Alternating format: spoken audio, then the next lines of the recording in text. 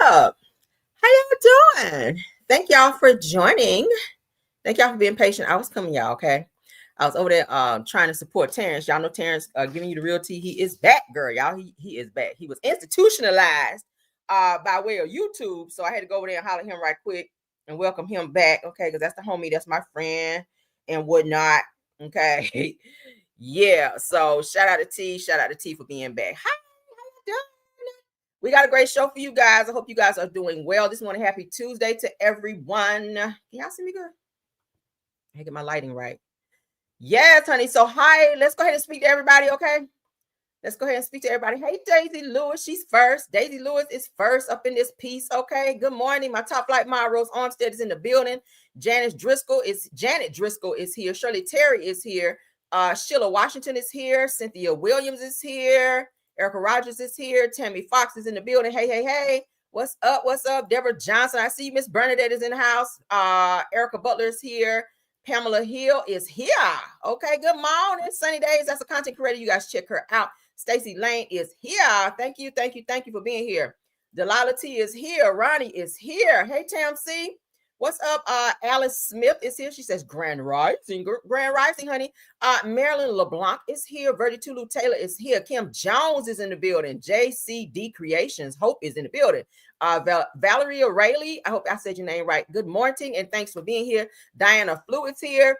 Sylvia Blow is here. Grandma 504 is in the building. Good morning. Zemonia Miller said, hey, boo. Good morning. Kelly Davis is here. Playtime is in the building. Modinia Davis is here. And Thom is here. Tamika Ferris is here. Arja Smith is here. Good morning, Miss Arja. Good morning, Carla Van Zant. Good morning, Linsa.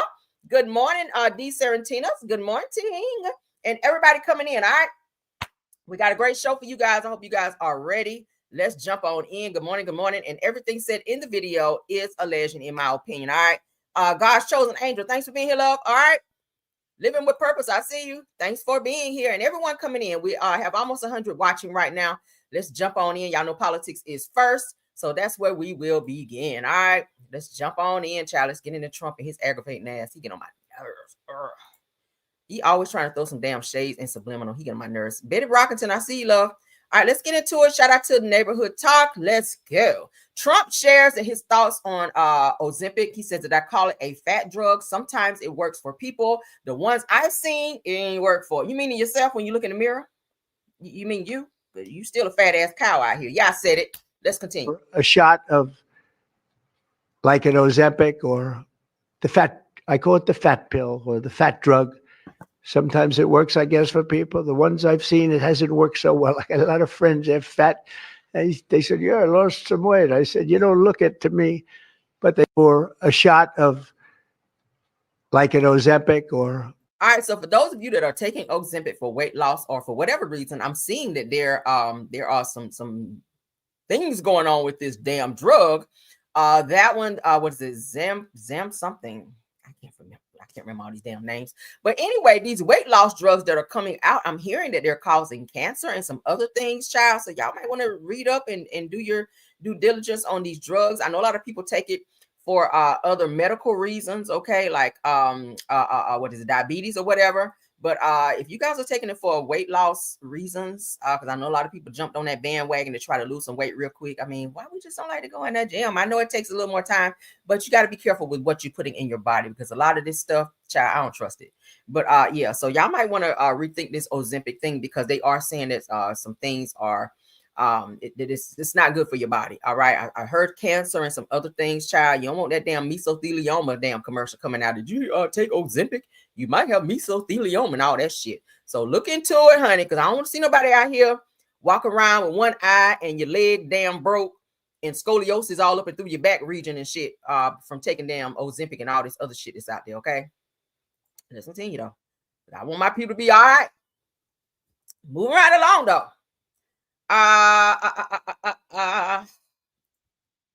Let's get to this next topic.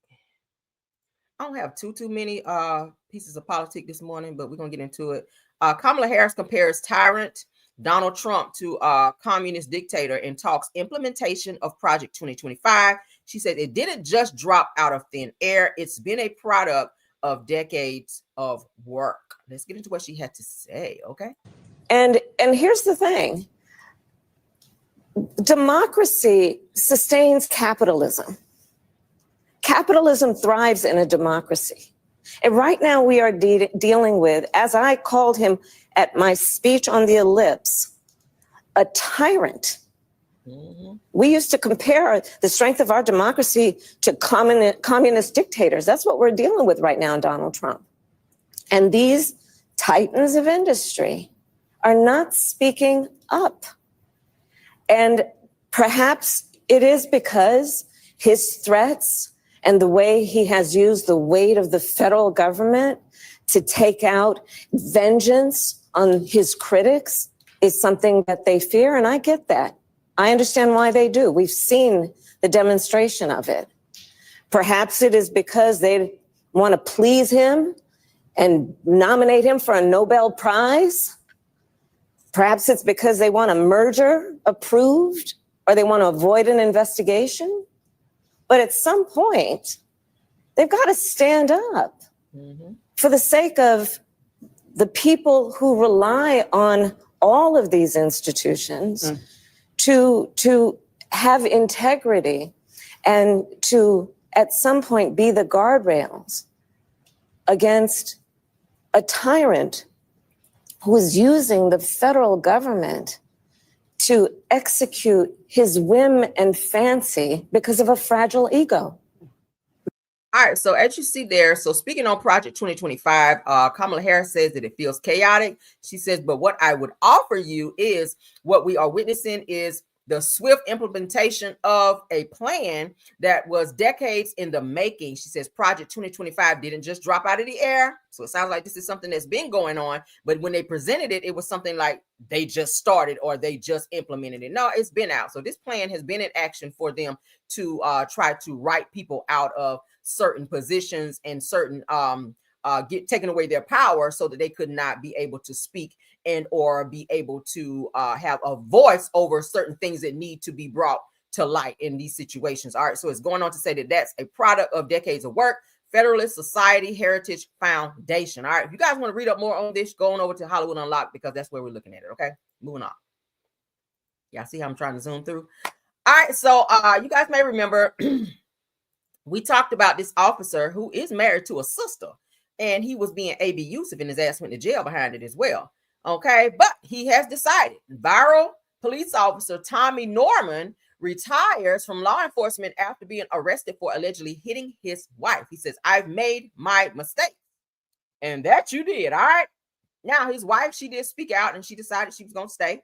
She also said, hey, you know, people make mistakes. Yes, he did hit me and windmill upon me, but guess what? I'm not leaving. I'm staying with my Caucasian husband. And hey, whatever. If that's what you want to do, girl, that's what you do. But keep me out the group chat when the motherfucker snap on you again. All right. This is my problem with people. When you see the red flags and you continue to stay there and you do this, guess what, girl? Because if he do it one time, he'll do it again.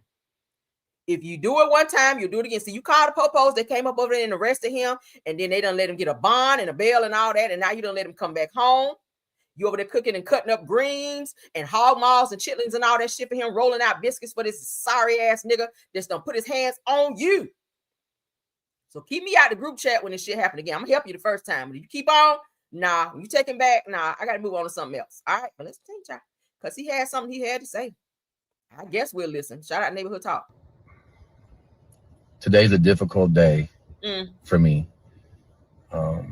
After 27 years, I'm announcing my retirement from the North Little Rock Police Department. I feel like that I did not let the community down. I feel like that I did my part. I also feel that the badge did not instill love into me. I instilled love into the badge. I didn't always do it right.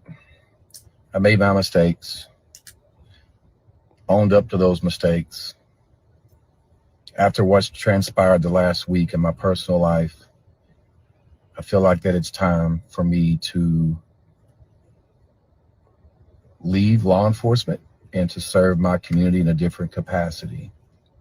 Yeah, would be great. Today's a difficult day Jail would be a great way to serve. You had no business putting your hands on that woman because you locked people up for the shit that you were doing. So why you just get to quit your job and move on to something else and not take any type of accountability? Now, I get it. Your black sister said, I forgive you, honey. Yes, you did windmill on me, but I forgive you. Okay. So you get to take the easy way out versus, you get that good knock on somebody else's door and go up over there and arrest their ass for doing the same shit that you did. But let's continue because he had more to say. Decision. It's a decision that I made on my own. This is a very difficult decision. It's a decision that I made on my own. This is a very difficult decision. What? Okay. Let's continue, child. So according to him, says after 27 years, I'm announcing my retirement from the North Little Rock Police Department. I'm grateful for the opportunity to serve the citizens of North Little Rock for almost 3 decades. I look forward to continue serving the community in a different capacity. My motto has been, if you show up, come back, and I'll continue to come back for a community I now consider family. Says that I want to express my gratitude to my brothers and sisters in blue who I developed a special relationship with during my career. Says, please be safe and remember this, your badge should have a heartbeat, not an ego. Godspeed. Bye-bye. Y'all gotta eat y'all popcorn with me. You need me to open it for you? Hold on. Hold on. This road still work out for Thunder? Uh-huh.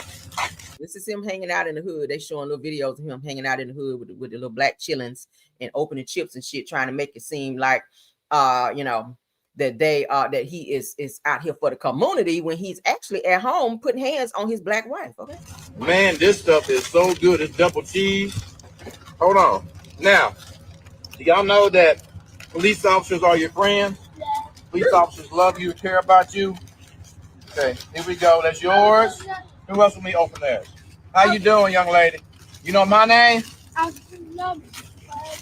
Police Officer Norman. All right. How's everybody's day going?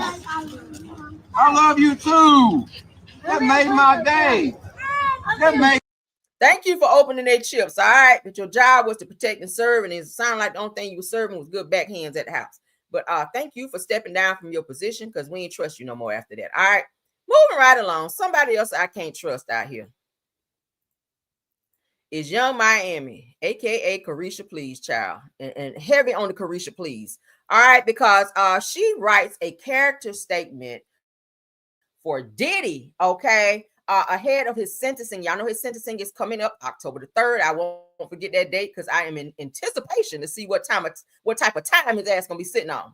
I really hope they give him the fullest extent of time that they can give him within the law, because he's done some very, very egregious things. And I feel like he got away with 2 counts that he should have been charged and found guilty of. I really feel like that. All right. So she's saying that's a good man. Now, could it be the white substance that he left upon your clothing that you are probably still holding on to over there that makes you want to write this little statement in agreement for Diddy to get up out of the jail system so you can go work for him again? Is that what it is? That's what it's giving me, that you want him out of jail so you can be back over there painting your nails white and down there on your knees, getting your knees dirty and scraped up. Okay, doing a good little F4 for a time or two. That's what it's giving. But let's continue. According to the Shade Room, okay, I cannot stand these discombobulated hoes, and that's what I got to call her. Young Miami, with your non-rapping ass, you are a discombobulated 304 sis. To be sitting up here talking about Diddy is a good man. Did you see the charges that he had on him? All right.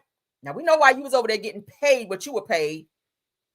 But let's see. Now the Shade Room has obtained a copy of the character statement that Young Miami wrote in Diddy's favor to the judge ahead of sentencing. Now in the letter, she highlights moments that she shared with Diddy, such as their Met Gala appearances and feeding the homeless on Thanksgiving. She mentions the various ways that Diddy helped her grow professionally and personally. Let's get into it, shall we? Girl. Let me see. Girl, 2 pages. Child, you over here on your Aaliyah bullshit. You writing a 7-page letter. Okay, damn. All right, so good thing I can read real good, right? We're gonna breeze on through this. It says, I don't even know. Child, let's get into it, honey. So here she writes. Here she writes. Do I need to pull this shit up on my phone? No, I'll read it here. Your Honor. Okay, Your Honor. I gotta read it in her voice too. My name is Carisha Brownlee. Now I'm a mother, a daughter, a sister, and a hip hop artist who ain't sold no records no time soon. Who has spent many years in the public eye. Now I want to be clear that I cannot speak. You sure can't. And I cannot speak on or defend anything that may have happened before I met Sean Combs. Now I do not condone any wrongdoing. Now I can only speak from my personal experience and the man that I have come to know over the past 4 years. Now, for those 3 years rather. Now, I was in a public relationship with Sean, and during that time, I witnessed and I came to know a different person than the one that is out to portray. Now, behind the scenes, he was a loving, genuine, and supportive, and always encouraging. Now, he motivated me and believed in me, and he had helped me grow both personally and professionally. Is that good? Okay, let's see. Let me get back to the character. All right, so I'm writing this letter and I'm enclosing it with a kid. Oh, I'm sorry, that's a Leo shit. Now I'm writing this letter because I believe it's important for the coach to know the side of Sean that isn't always seen and are spoken about. Now, the man who poured into others, who gave opportunities that led by examples, and who loved it deeply. Okay, that's loved it, girl, past tense. Okay, now he helped shape me, both professionally and personally. Now he believed it in me and pushed me to grow and had taught me to be a better businesswoman, even though I ain't did no business shit since I left him, girl. And he helped me find balance between chasing my dreams, girl, and I ain't ran nowhere, mind you, okay? And had been present in my family because that's what he had did, no matter how busy he was, okay? Because he was really doing FOs over there. All right, he wasn't really doing no real work. Now, he had never missed it, holidays or special moments with his family, even though he was doing FOs, okay? Yeah, now it says that one of my most meaningful memories was when he had took me to my first Met Gala, because I ain't never been nowhere prior to hanging out with him, okay? Now, it wasn't just about the event, okay? It was about it was what he had represented to me, girl. Mm-hmm. Now, Sean has always made it a priority to open doors for Black people, mostly when he was, the people that came to the door, the men of the night when they came to the door for the FOs, he had opened them doors, okay? I don't know about the other doors. Now to make sure that we were actually seen, said and heard and valued in spaces where we've historically been excluded. Okay. Now that night reminded me that we belong in every room, girl, down there at the Four Seasons Hotel, at every table, and the ones that I laid upon, Lord. Lord God. And every conversation, even when I was oohing and ahhing, girl. Lord have mercy. So he constantly encouraged me and so many others to dream bigger, walk in confidence, girl. With my head up here, girl, that's high. Oh, Lord. And never shrink. And we were able to make others comfortable, girl, down at the Four Seasons when we were doing them FOs and all the men were jumping up and down on us like trampolines, girl. There. And he had always gave me a voice, girl. That one right there, girl. And by providing me a platform on his network, to the same one that he sold, okay, to speak for the culture and connect with people in a way that was just real authentic and whatnot. So, Your Honor, now that opportunity changed the direction of my career. Well, I ain't going nowhere and doing shit right now, Your Honor. I ain't putting out no albums. JT don't want to record with me. So yeah, that's my that. And show me the impact one person can have when they choose to uplift, Lord. That's uplift right there. Others, okay. He lifted me like that. Says beyond all that, Your Honor, since I ain't out here doing nothing, and he ain't either, said sing in my Moses voice, him give back to the community in my teacher voice, over and over again in my teacher voice once again.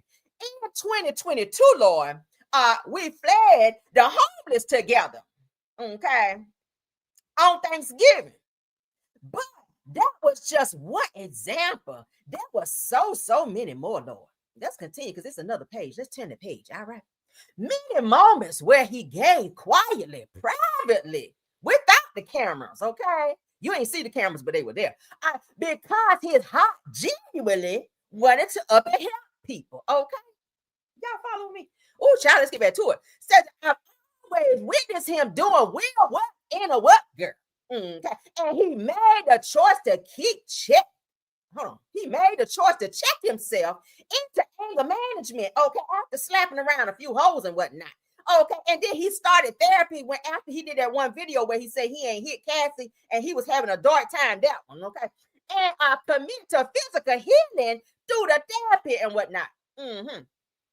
Child. It says that that takes strength, humility, and self-awareness in my teacher voice. Now, he didn't do it for the show. He did it because he wanted to grow. He didn't do it for the show. He did it because he wanted to grow. Girl, what you trying to rap right there? Let me find out. And to become a better person. That's person, okay?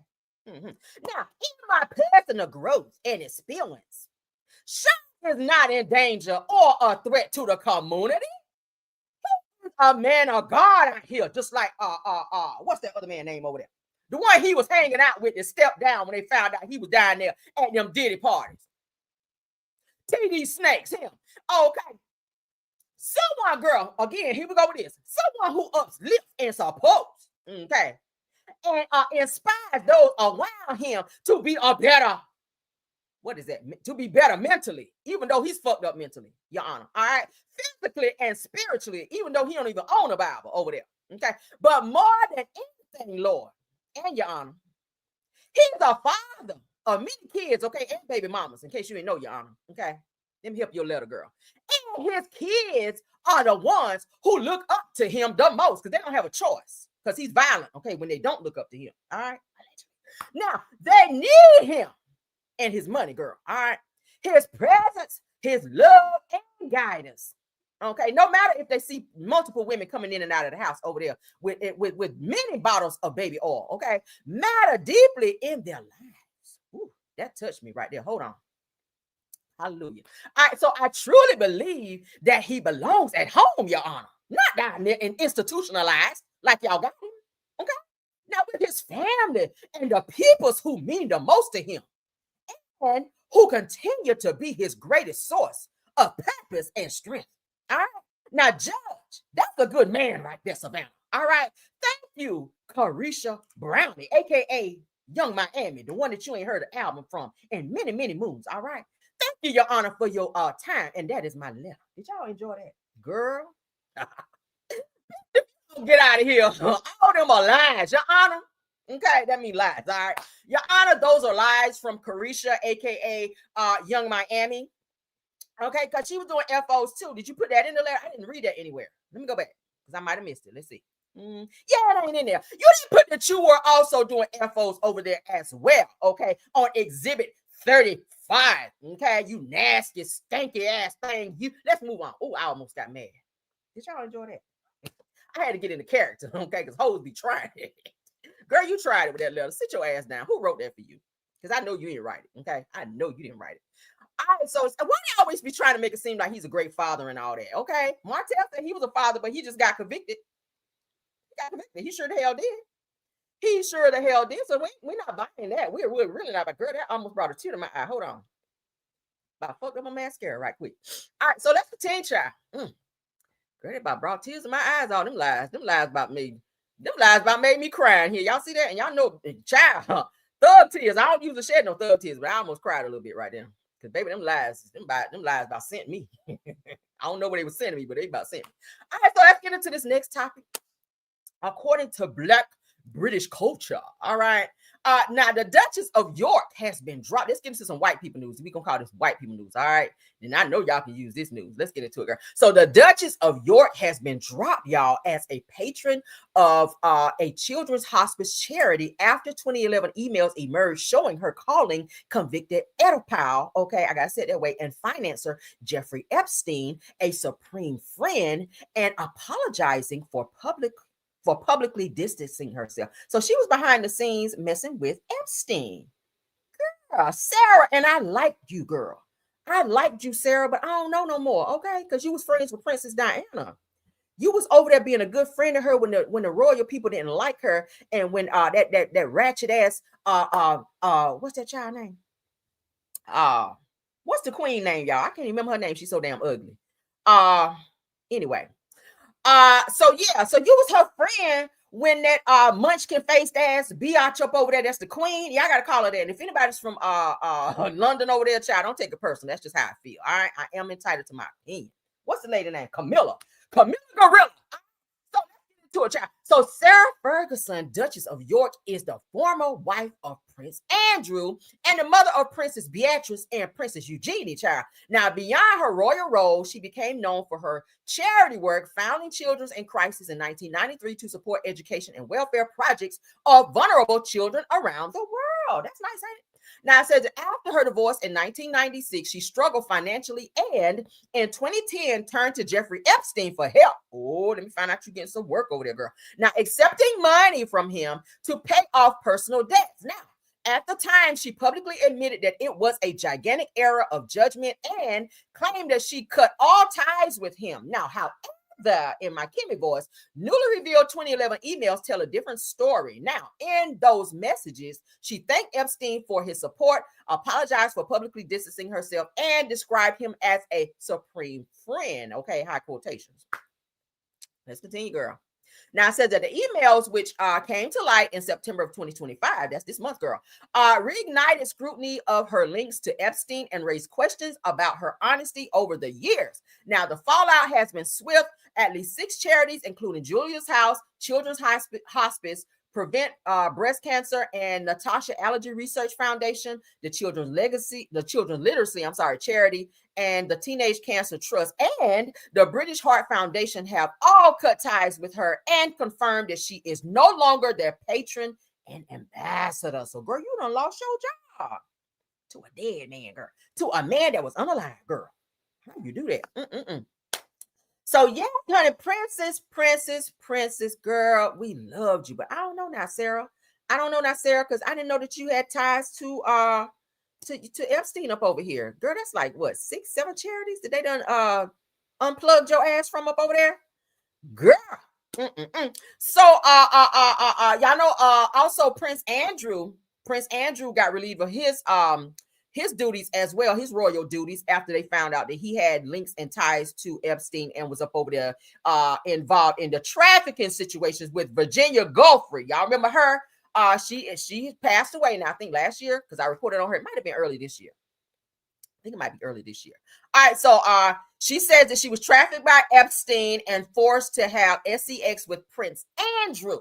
Okay, now Prince Andrew lied about that shit for a very, very long time, saying he ain't know Epstein, he ain't hang with Epstein. He even said he didn't know Virginia Giuffre until them fucking pictures popped out. Y'all remember that? So there was a slew of pictures of Virginia Giuffre, Epstein, and Ghislaine Maxwell, including Prince Andrew. So once those pictures dropped, then he was like, oh, I think I do know them. But then he tried to pay his way up out of that. So he quietly settled with Virginia Giuffre whenever she filed a lawsuit against his ass, okay, and against Epstein. But y'all know Epstein took himself out. So back in 2022, Prince Andrew quietly settled, did a settlement, and in that settlement, it was said that he would donate a very substantial amount to Virginia Giuffre's charity as well. So he paid her, and he also donated to her charity for, one of these right here in the royal community, girl. But the royal family, the queen, honey, Queen Elizabeth was like, yeah, bitch, thank you for paying the money, because I think that's her son. But she relieved him of his royal duties, and they don't fuck with him like that. So you don't even hear anything about Prince Andrew. We don't really see him. Like when they have royal stuff, you don't see him. So it's just like he's that prince that's like tucked away. Like nobody want to see him or hear anything from him. He don't have any royal duties. Like he don't do shit. Okay. He don't come out on that little balcony up there when they be doing all that little, royal shit. He don't come out there and be doing this fake shit here. Girl, he tucked back there in that back room on the bunk bed. He on that shit now.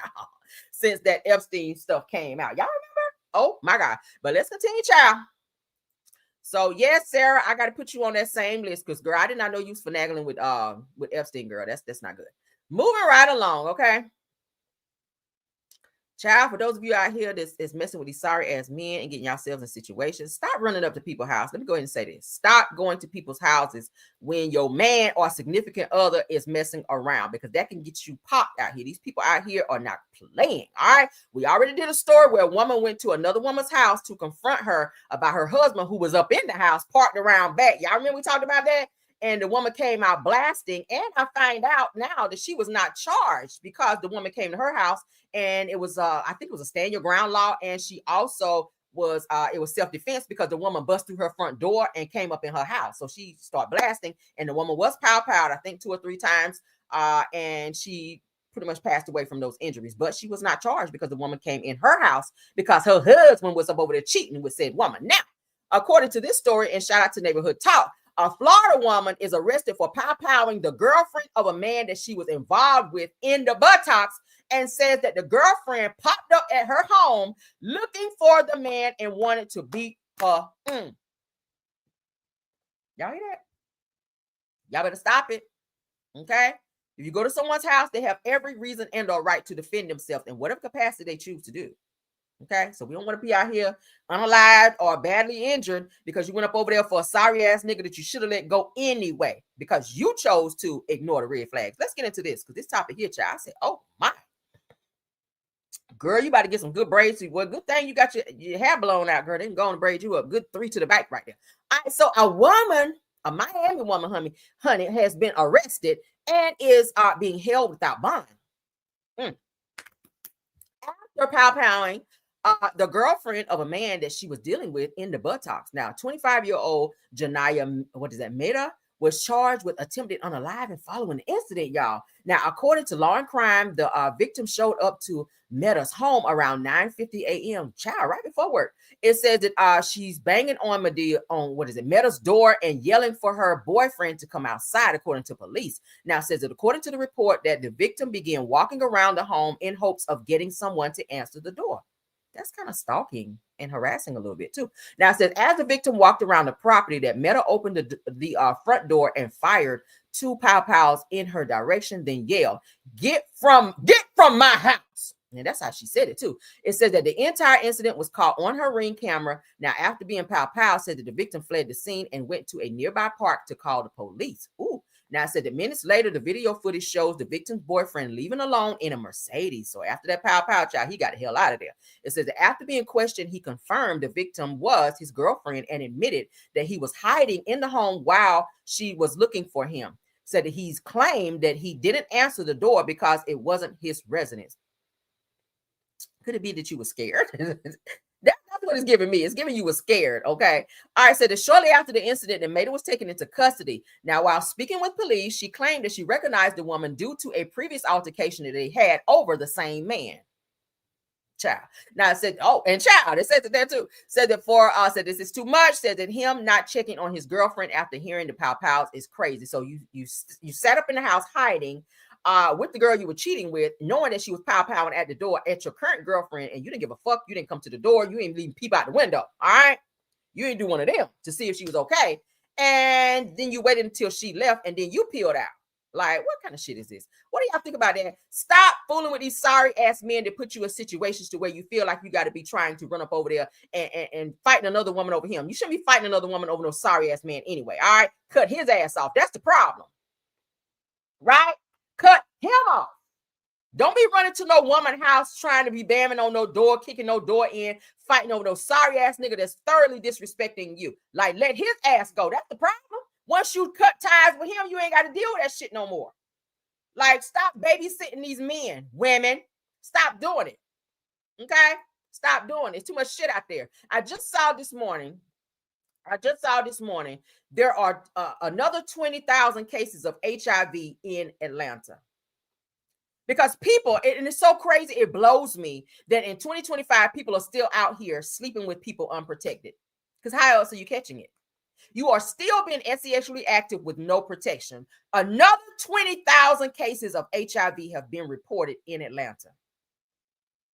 Okay, and I know if it's here, it's everywhere. It's out there. It's out there. And keep in mind, people travel. A lot of people come to Atlanta to, party and all these other things. You got to think about trafficking, all these other things that happen. So you come into town, for those of you that's doing those one night stands and shit like that, you meet somebody and you sleep with that person. It could be that one person that's carrying and you catch that shit. Most times you don't know ahead of time that you have it until you go and get tested and be like, oh my God, what the fuck? Then next thing you know, and if you're that type of person to be out there like that and you have multiple one night stands, think about how many people you've infected along the way. Okay. Again, most hoes travel in different area codes. So you done infecting somebody here. And baby, this is why the numbers continue to climb. I hear too, Texas has a very high STD rate. Okay. People need to protect themselves. If you're out here dating, definitely be careful. Protect yourself. Nowadays, you have to go and make sure that a person, before you sleep with them, make sure that they go and get tested and look at those damn results and make sure that the results are coming from a legit doctor's office. Because you got people that make up shit because they want to get the coochie real fast. So you got to make sure that you do your damn homework. And it's sad that nowadays you got to do all of that. Background checks as well, because there's some crazy motherfuckers out there that will up and lure you to their home and be on some crazy, Jason bullshit.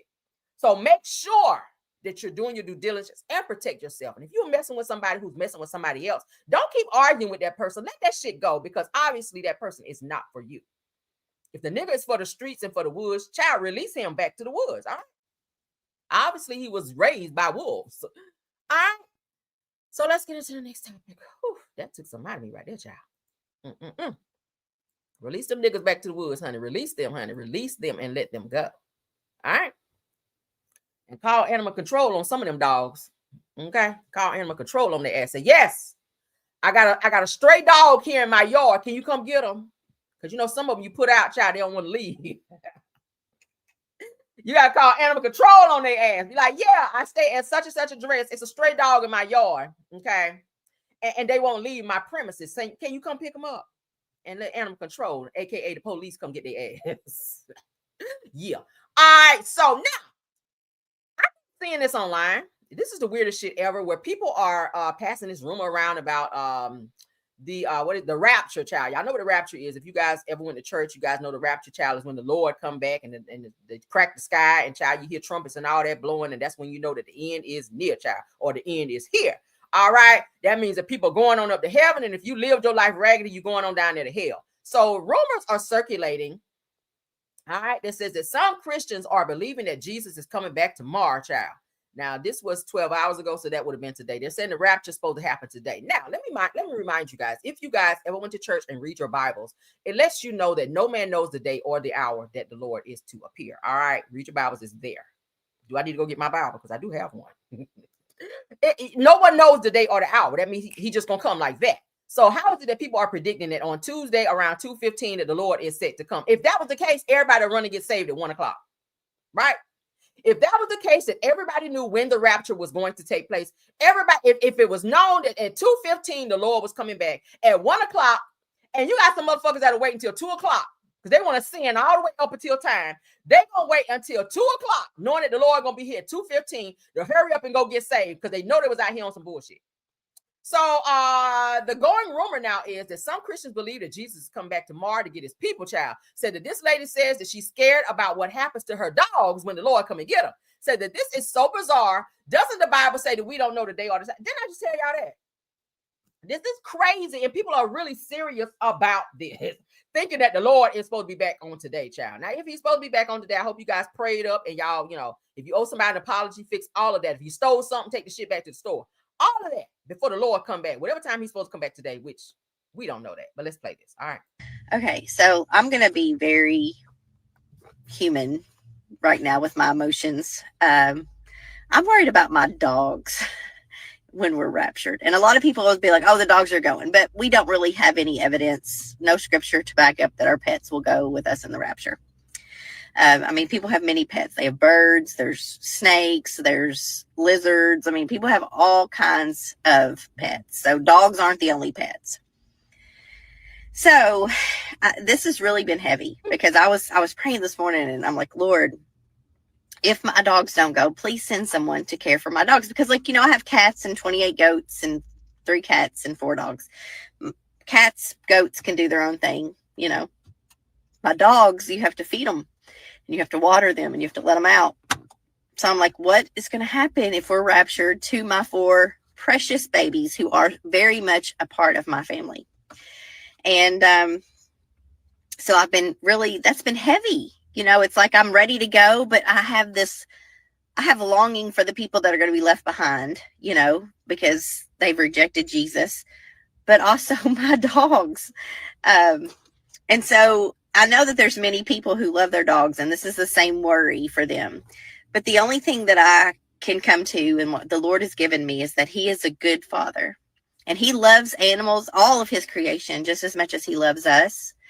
And so I've just been praying, like, Lord, if the dogs don't get to go, you know, that you would send someone, you would care for them, you know, because he knows that I love my dogs. He knows you love your dog. But it kind of steals a little bit of the joy because I've been a little bit more patient with them and a little bit more loving with Gab. Okay, so I'm going to be very... One thing white people going to do, baby, is take care of them damn dogs. You hear me? Baby, a white person is like, Lord, if you coming to get me, I cannot go with you, Lord, because I need to know where my dog's going to be at. Is there a special place? Is there a heavenly kennel up there, Lord, for my dogs? That's what this woman is trying to ask the Lord right quick. Is there a heavenly kennel that I can drop off little Fido when you come and get me and take me to that heavenly place of milk and honey, Lord? White people be so dramatic, do they not? This shit is so fucking crazy.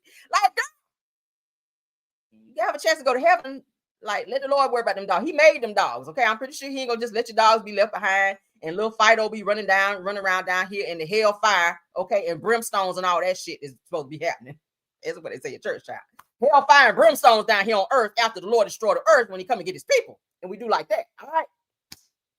This is the stupidest shit ever. Stupidest shit ever.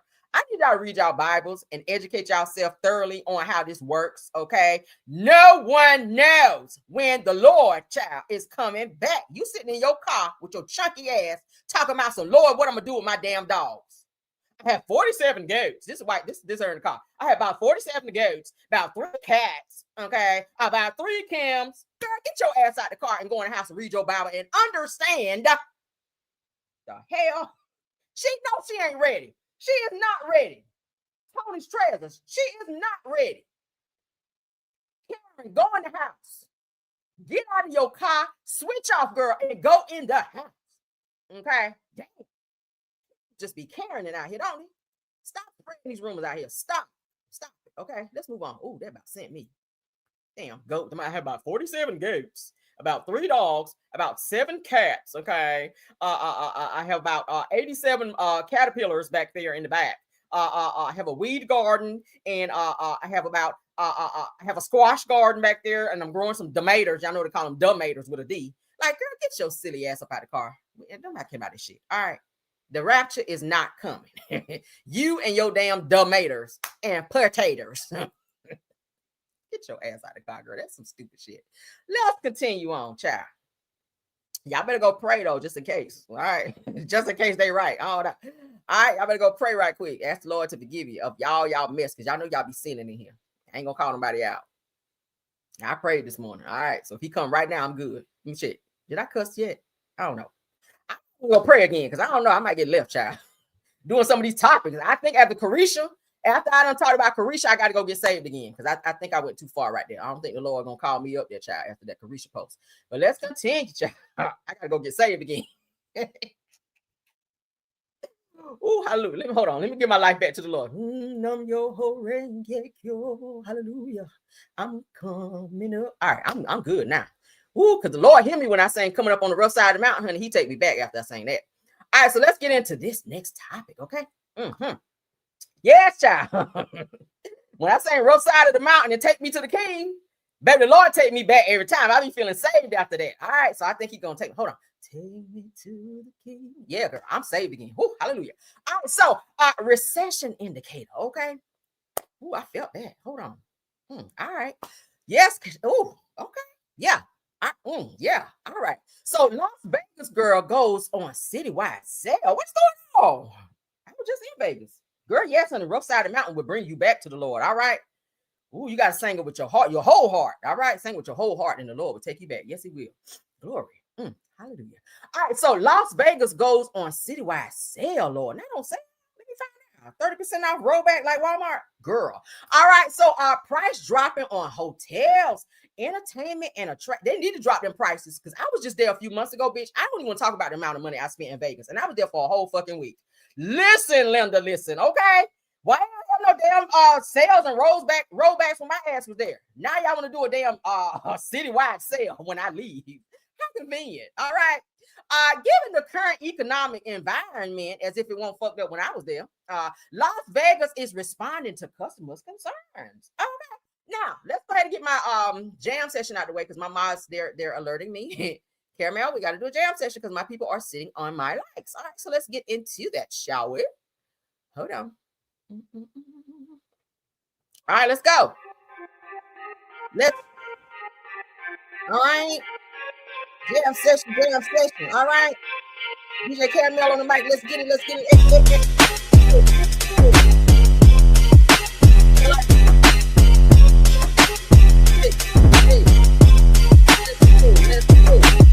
Got the lights up.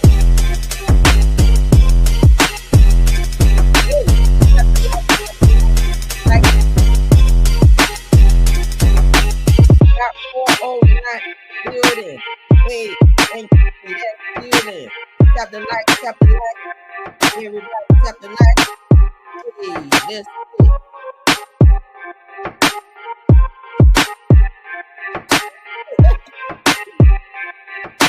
Hallelujah.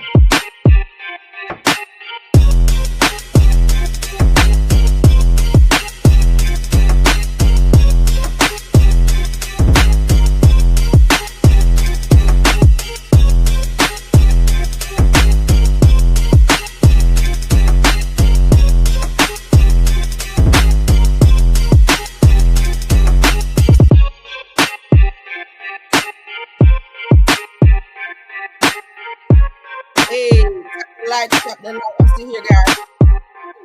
Hey.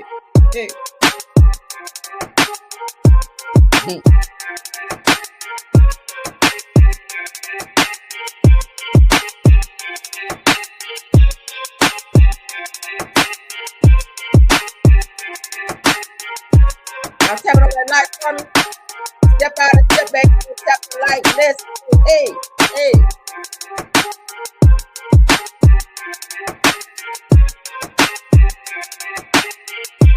Tap the light. Hey.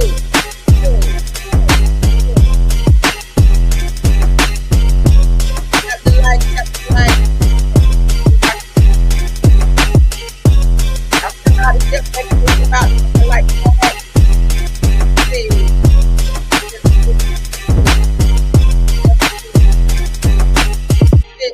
All right. Thank y'all. All right, let's get back to my show. Let's get back to the show, honey. Let's get back to the show. All right, so let's talk about this Vegas situation. All right, so Las Vegas is going on a citywide sale to attract customers in this economy. Now, in the statement, the CEO of the Las Vegas Convention and Visitors Authority says, his name is Steve Hill, says that they're listening to customers' concerns about the expensive prices, and they're offering a sale to relieve those concerns. Now, the sale will include a percentage off hotels, entertainment, dining, and attractions. All right, so for those of you just trying to go to Vegas, you might be getting a nice little discount, child. Save a little money. Now, given the current economic environment, the value message that this part of this initiative is important. And I said that Hill told TPG in an interview, Las Vegas has been responding to some of the concerns of our customers around value in a number of different ways. Says that we brought up the idea to our hotel partners and they loved it. Good. Said that they jumped on it and helped make it happen. Okay. Now, it said this sale comes after Las Vegas cited one of their worst tourism numbers in years, with the numbers going down 11% this year. Now, compared to last year, according to the Las Vegas Convention and Visitors Authority, as of August, it says that the Bureau of Labor conducted a census model that indicated that the chance of a recession is about 48%. Now, historically, a recession has unfolded after crossing the 50% mark, according to a report by Business Insiders. Okay, so they says if this is not a recession indicator, I don't know what it is. So it's giving that they're saying we may be headed to another recession, and they're trying to still be able to lower things so that you guys can still enjoy Vegas. Vegas is nice. I had a awesome time. Like, I'm talking about all week of turn up. The only thing that kind of messed me up was the time change. The time change kind of threw me off a bit, but baby, when I tell you the turn up was all of that. It's hot as fuck during the day, so you got to kind of measure how you're going to go out and what you're going to do during the day and or at night. But at night is really the time to go out. Like I said, that sun be sunning, baby. But I had a awesome time in Vegas. Am I going to be going back? Hell yeah. All right. But you got to have your money right when you go to Vegas, baby, because you're going to spend a nice bag if you plan to stay nice, eat nice, all of the things. Okay. Entertainment wise, all of that. So shout out to Vegas. I ain't got nothing negative to say, but y'all do need to lower them damn prices, baby, because baby. All right. I said, bitch, am I going to have to put on some clear heels while I'm down here and make this money back? Right. Go ahead. So we can do it if we need to now. We can do it if we need to. I got clear heels in there. I'm going up in there and make that change, make a little change if we need to. All right. Yes, honey. All right. So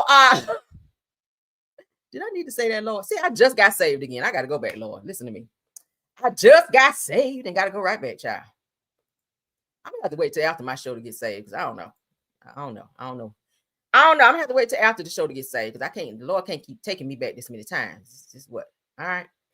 Okay. So, it's on site. Right, child, I can't, you just wait till the show is over because I don't know what else I'm going to say. I want to keep getting saved, all right? Throughout my show. I'm going to have to wait till after the show and just get it all at one time. Damn. Next topic, I'm probably going to be flying off again. So conjoined twin Carmen Andrade and her husband opened up about navigating intimacy while respecting her sister Lupita's boundaries. Now, how do you have boundaries when you are conjoined? Now, we kind of talked about it. We kind of talked about this before when we had the conjoined twins up on here before. All right. I mean, we had some other conjoined twins. Now we have some more conjoined twins. It's so weird to me how they navigate being married and they're marrying one person, but they're conjoined. It's always been kind of weird to me. Okay. But let's read up on this because this is very, I don't know. Shout out to It's on Site. Now, conjoined twins Carmen and Andrade, I think that's her name, Andrade, and her husband Daniel are opening up about how they balance intimacy while respecting her sister Lupita's boundaries. It says that the couple says that the key is constantly talking, and if Lupita isn't comfortable with something, then we just respect that. Okay. Now, Lupita, child, who identifies as asexual and views Daniel more like a brother, which y'all married, says she simply throws on her headphones and tunes out when needed. But you can't do that because y'all can join. So when he climb on top of her and do her business like on Color Purple, you kind of feel it too because y'all are conjoined. So even if you put your headphones on, girl, let me see. I got some headphones right here. Let me see. Do I need to act this out? Let's see. So even if you put your headphones, girl, you still like this, right? You still like this with your headphones on. Okay, girl. All right. I don't know, child. I don't know. All right. So it goes on to say that the twins born in Mexico, and raised in the U.S. share certain organs, but each has their own heart, lungs, and stomach. The fuck? All right, so it said that they chose not to undergo risky separation surgery and have built a life together with full-time jobs and selective social media sponsorship. Girl. Now, I said that Carmen and Daniel, who married in 2024 after meeting on Hinge, don't plan to have children, but say that their marriage is rooted in respect, communication, and humor, while Lupita makes sure her boundaries are always honored. You know, and I'm not trying to be funny when I say this, and I want to say this in the most respectful way. It never occurs to me how a person can marry, or a man can marry two sisters that are conjoined and expect them to have separate lives. Like everything is going to be pretty much conjoined, whether it's your intimate lifestyle. If one sister want to go somewhere and the other one doesn't, you have to compromise and say, hey, bitch, what choice do we have? We got to go. because we are conjoined. So, and it has to be weird for him to be intimate with one sister and they share all of these, or what is heart, lungs, stomach. You pretty much share like everything. So it has to be weird for the other sister, even though if she put on her headphones, as she says, to kind of drown out what's going on, you still in the act because y'all share a body, lungs, all this stuff. And you can't be separated, obviously, because they said it's risky surgery-wise. Friends don't say he's laughing. I don't try to be funny, but I like to act out stuff, child. But like, even if you got your headphones on, it don't matter how loud you turn that DMX girl when old boy is up over there on your sister. Like, you gonna still see and hear this shit. Like, I don't know. I don't care how you do this shit. It's gonna always be a fucking threesome, even though you don't mean for it to be. Period. It's gonna always be a threesome in there. Oh my God. Child, let me stop because they say the Lord is coming. Let's move on. Y'all can put in there what y'all got to say, honey. I ain't saying no more because I don't want to be struck down in here, Lord. Girl, that's. Oh, I don't know. I don't know, Lord. I don't know. They said they share. You're right. They share all of it. Friends, so stop. He said he can't breathe. Me either. Shit, she can't breathe either when his ass is up there on top of them, puffing and a puffing. And she trying to look over there, and the sister trying to look at him, but she got on her headphones and shit over there on this. Because she got on DMX, DMX be rocking out. Y'all gonna make me do my mind. Hey, so she be over there on her shit like that. Oh, child, Lord. Okay. I ain't mad at a child. Get in where you fit in, girl. Get in where you fit in. Obviously everywhere. Moving on, let me stop. Ooh, hold on, Lord. Take me back again, Lord. Take me back. I almost went there, Lord. I almost went there. Take me back, Lord. Take me back. All right, let's move on. Girl. Child. So it's weird. I don't know. Should I say this? YouTube, y'all gonna ding me if I say this? Because y'all know my mouth get child. So when y'all having like nasty, freaky talk or whatever, let me try to keep it as clean as I can. So when your husband, girl, is having that nasty, freaky talk, because y'all know women from time to time, we like that. I like that. Talk nasty to me. I love that. I'm grown over here, okay? We are very grown. So when you're in your intimate moments and your man is talking to you or whatever, even though your sister got on her headphones, I don't feel like she got it turned up all the time, but she got to be turned on by this shit just a little bit, like about that much. All right, so when he's talking that nasty, freaky shit to you, like when he asking you whose auntie is it? You got to say it's ours. And do he get turned on by that? If he do, he ain't the one. Because he want both of y'all at this point, right? Was I wrong? Go there. YouTube, am I okay? Okay, the video's still here, so we good. They didn't take my shit down, so we good. All right, let me continue. Okay, let me push the narrative one more time. Let me push a little bit more. Let's go a little further. I mean, because what if I just want to lay down and just y'all just going to get through this part? The other sister, okay? I'm talking in the other sister's mind, okay? We using her brain right quick. Now, what if she just want to lay there and just kind of get through this, okay? But Jimmy Earl, we're going to name him Jimmy Earl since they didn't give us no name. So Jimmy Earl is like, he want to flip you over and whatnot. And you don't want to be flipped over. So it's given that you are doing things against your will. So would that be like a charge or something if you call 911? Do you get to do that? Do you get to do that if you're a conjoined twin and Jimmy Earl asks you to flip over and you don't want to, but you got to do it because you don't have no fucking choice and whatnot? Do you get to call 911 and say that you are being made to do things against your will in here? I mean, y'all let me know in the chat. Did I go too far? Because the video's still up. That means I'm good. All right. Oh, I ain't fucking with y'all. Let's continue, child. Child. Inquiring minds just want to know. Inquiring minds is me, okay? Oh, Lord have mercy, okay?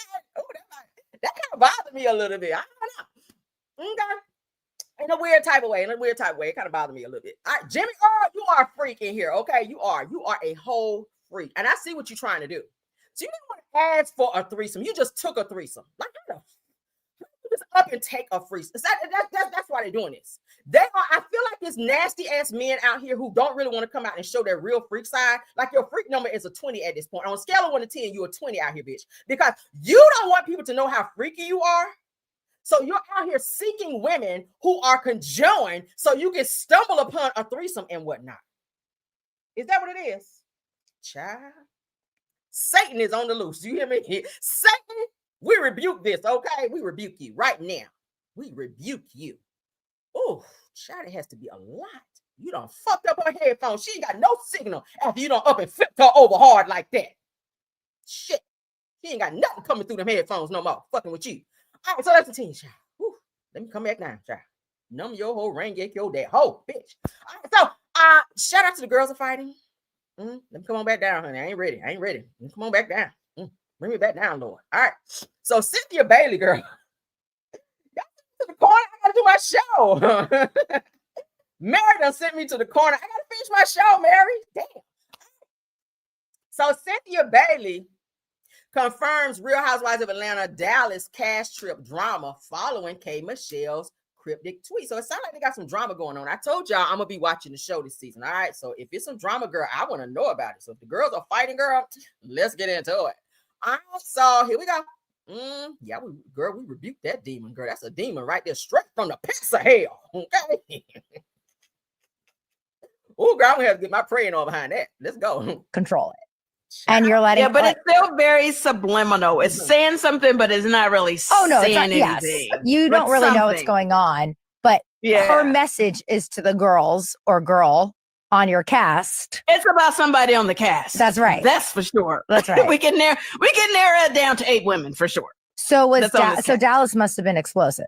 You know what it was? It really was. And I have to say, for someone who is in the friend space, I even, you got my little saddle, got a little, what's the word? I'm trying to think about, I'm Dallas, always waiting for an Texas ism thing. from you. You always have the funniest, like, American ism. I know.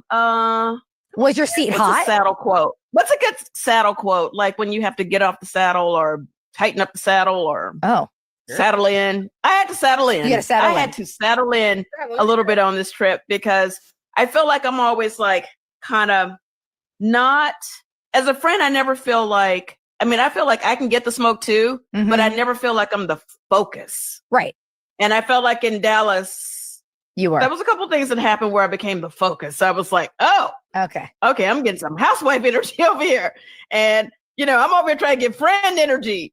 But the thing about being a friend and being a housewife for so long, that housewife muscle memory is still there. So I know how to get back into it. But I just was like, okay, I had to reactivate it a little bit. Right. And you guys will see how it all plays out. But let's just say Dallas was, it was great. I think in terms of when you guys watching it, it checked every box. What's good? You guys had Commissario drama, there. All the stuff. What? It's good you had Commissario. All right, so let's stop it. So obviously there's supposed to be some type of drama coming up on the new season of Real Housewives of Atlanta. And Cynthia Bailey is confirming that. So it sounds like K. Michelle is in the middle of this drama. Why wouldn't she be? Okay. But she did respond. She meaning K. Michelle. So K. Michelle says that you have got to be a sick person to plot and scheme on someone who is minding their business. And do. So she also goes on to say, if it takes a group, plot, a rumor, or a scheme to bring me down, when I'm coming in love, you already lost in the game and lost in life. Oh, you better clear, girl. She cleared you right there. All right, so we're gonna see what this damn drama is, child, because y'all know the girls are going to try to come for Kay because Kay has a very strong presence. All right, but they better back up off her because she know how to get you up off her. Okay, her mouth alone. Kay Michelle has a very slick mouth. I like her. Can nobody make me not like Kay Michelle? Baby, when I tell you she is the damn drama. So, and I keep telling y'all, she's gonna be the one to get them ratings up this season. I'm promising you, okay? So during a recent podcast appearance, Cynthia Bailey confirmed that there was indeed some drama during the cash trip for the upcoming season, which is season 17 of Real Housewives of Atlanta. So we'll see how it pan out. And child, they're gonna have almost a fight on the show because y'all know. And of course, y'all know Cynthia and not Cynthia, but Porsha and Shamil, they're really not on good terms as well either. And they had a little knockdown drag out at the this past reunion as well, to show that they did still have some real tension. And plus Shamil going through some personal stuff, at home. So girl, we're gonna see what it gives. All right, moving right along. All right, hold up. All right, so let's get into some Whoopi Goldberg news. I meant to move that down, but child, because I like my show, I like my topics to be in order. But baby, whatever. We're gonna roll with it. All right, shout out to Baller Alert. Shout out to Baller Alert. Y'all say you can't wait. Me either. I cannot wait either. I'm gonna be right there, honey, front and center, girl. Okay. With my popcorn and my rum, child. My rum punch, maybe. All right, so Whoopi Goldberg, honey, aka Celie, checks the FCC on live TV over Jimmy Kimmel's suspension. So everybody's been mad about his suspension. I told y'all his show is supposed to be reinstated today. So we're gonna see, child. I might have to tune in and see what he's gonna be talking about. Is he gonna come on there like, yeah, bitch, I'm back? Is he gonna do that? Girl, you should. Okay. I would. Because Trump thought he was doing something, but they supposed to be reinstating my boy back today. So we're going to see. All right, so let's get into what they got going on here. So it says that The View has finally addressed the Jimmy Kimmel suspension with Whoopi Goldberg starting the conversation on a strong note. Y'all know she has very strong opinions. I like her as well. All right, so kicking off Monday's episode, Goldberg didn't waste time getting to the point. Says, did y'all really think that we weren't going to talk about Jimmy Kimmel? Like, bitch, I know y'all gave me a script, but I'm going to talk about Jimmy Kimmel. All right, yes. Says, I mean, have you watched the show over the last 29 seasons? No one silences us. It says the ABC's decision to suspend Jimmy Kimmel live last week caused a stir, especially since The View stayed quiet at first. Okay, so when people start getting fired, folk get quiet. They like, bitch, I might be next. Let me be quiet and stay up out of that. All right. Said that when the news broke last week about Jimmy Kimmel's suspension, said that we took a breath to see if Jimmy was going to say anything about it, she explains. Said she didn't shy away from criticizing the government's role either. Now, someone can say something that they shouldn't and get taken off the air, according to what Whoopi is saying. Says, but the government cannot apply pressure to force someone to be silenced. I fully agree with what she's saying. I don't think that the government should have had anything to do with this man being fired. I feel like it was personal. I feel like it was a personal attack from Trump. Okay, him flexing his power and or authority by suspending Jimmy Kimmel because his friend was unalive. This same friend that you didn't even go to his fucking memorial because you had a golf game to go play. Right. Okay. That shows how much you care. Oh, so let's get into what Whoopi had to say, child. All right. Right here on you. Now look. Did y'all really think we weren't gonna talk about Jimmy Kimmel? I mean, have you watched the show over the last 29 seasons? Yes. So you know no one silences us. And to all my friends in Italy who reached out, you have to know it's okay. We're still here. We're still broadcasting. Mm-hmm. And when the news broke last week about Jimmy Kimmel's suspension, we took a breath to see if Jimmy was going to say anything about it first. We did the same thing with Stephen Colbert. Then our show was on tape on Friday. Mm-hmm. But we are live here today. And we're getting into it now. So she's like, yes, bitch, we going to talk about this. Y'all ain't about to tell me to be quiet. So shout out to Whoopi for speaking up. All right. She said, we talk about freedom of speech a lot because we are always in somebody's mess because somebody has decided that we have said something that's offensive, according to Whoopi.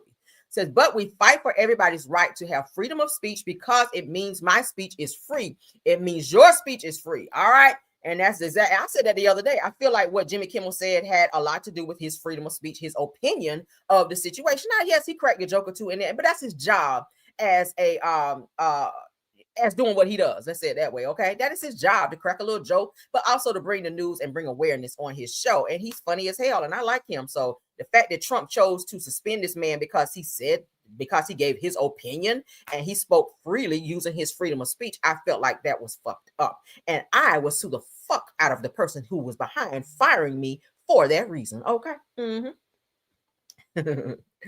Y'all be cracking me up. All right, so let's continue on. Candace with her damn triangle folded tissue, still talking about Monique and when Monique beat her up. Like, girl, do you get over it? Like, seriously, Monique is coming back to the show. You are not there, probably because you scared.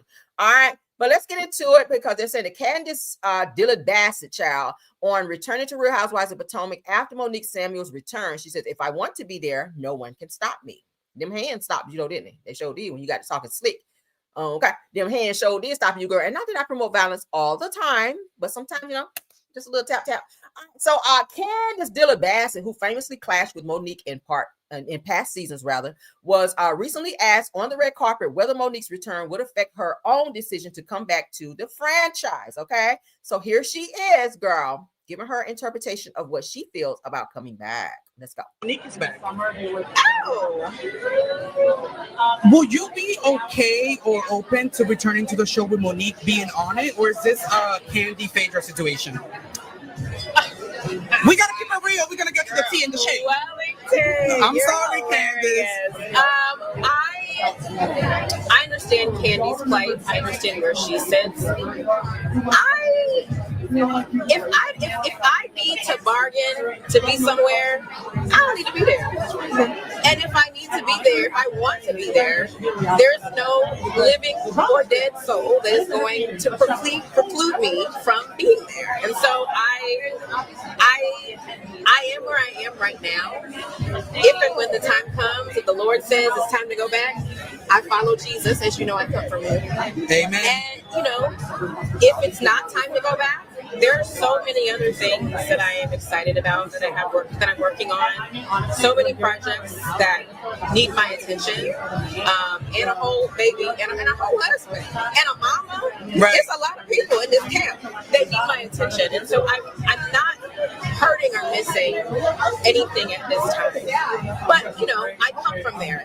That's where I got started for so many of you who've gotten to know me. And I'm grateful for the platform. It will always have a special place in my heart. And if I go back, I go back. If I don't, Monique is back. Girl, you don't got shit going on right now. You home making bottles and changing diapers and crying every 5 minutes. That's the only thing your ass got going on. You ain't got shit going on right now. Okay, we do not want to see you back on the show because you're messy as fuck and you are very two-faced as well. I do not like Candace. I do not like Candace. No one can make me like Candace. All right, now Monique, I love you, girl. All right, I really do. But I'm just say this: you still have not forgiven Monique for snatching you up and slamming your head down and all that she did and beating your head into the damn table. Well, you initiated because you were touching her hair. I saw it. Okay, everybody watching this damn episode where that whole fight situation went down.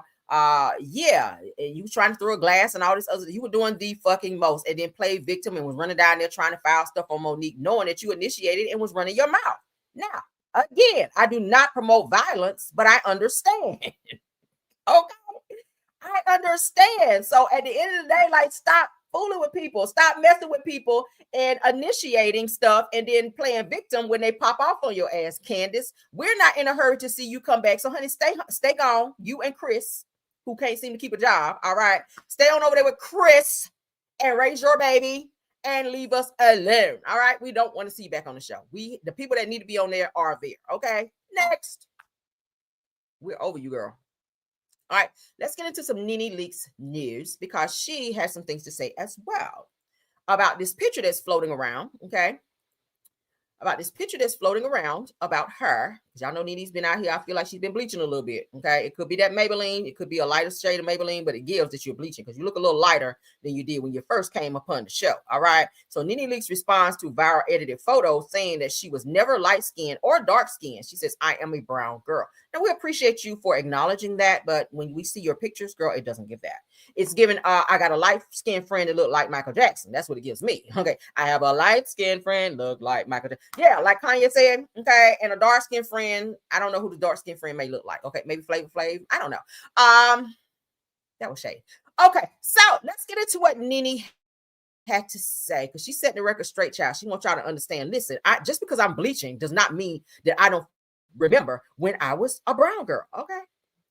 Saw yesterday a picture of me as a dark-skinned Nene Leakes with short hair, and the Nene Leakes today is light-skinned with a pinched nose, big cheeks. I saw that stuff. This is all the internet doing, right? And so then you go out in public and people are looking at you like, is her nose pinched? My nose is too damn big.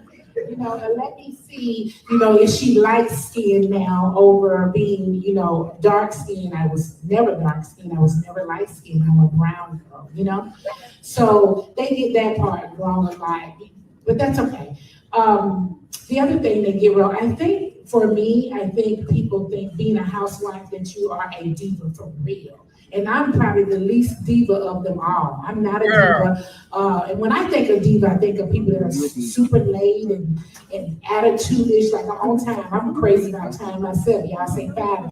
Saw yesterday. So you're an on-time bougie type of chick. Okay, ain't no wrong with that. But yeah, Nene, we could tell clearly that you've done quite a few things to yourself since the show, or during the show and since the show. Okay, do I feel like you might be bleaching a little bit? Yeah, you are a lot lighter than you were when you were on the show. And hey, it's your body to do whatever you want to do with it, honey. If you want to get lipo, do that. If you want to get your nose done, because you've had your nose done quite a few times.